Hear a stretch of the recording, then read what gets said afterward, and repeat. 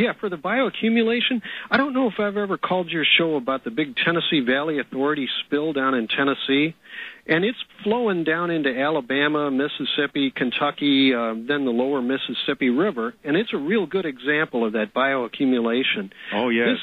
This thing was, the Exxon Valdez spill was the biggest in America at the time at 10 million gallons.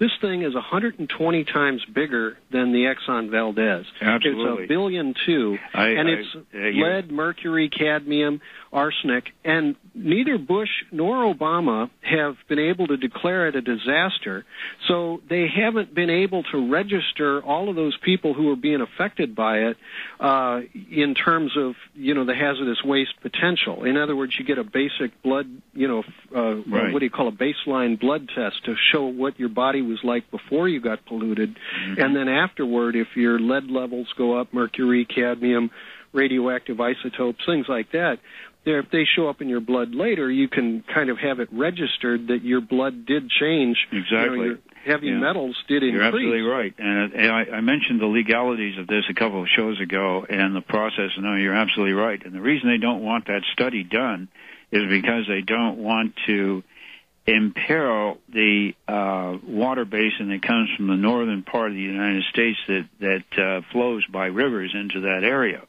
And because then they would have to move the people. In other words, because it's one of the biggest disasters. They talk about disasters in America, and this is from an environmental point of view is one of the bigger disasters because it's one of the biggest because it's affecting people's health.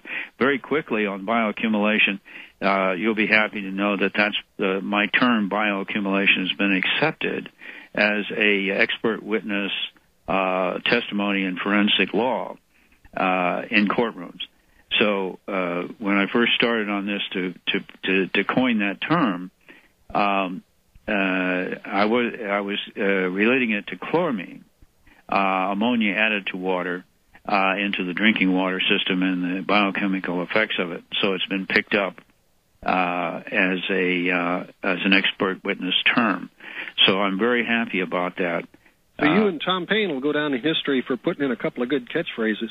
Yeah. Hey, but we got lucky. Well, the thing is that what really is serious about it in another way is that these disasters that you're like the one you're referring to is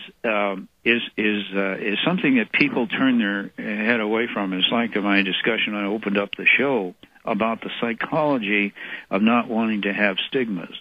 In other words, you have Mayor Bloomberg's don't have a Superfund tag on the Goins Canal in Brooklyn because that'll lower the real estate value.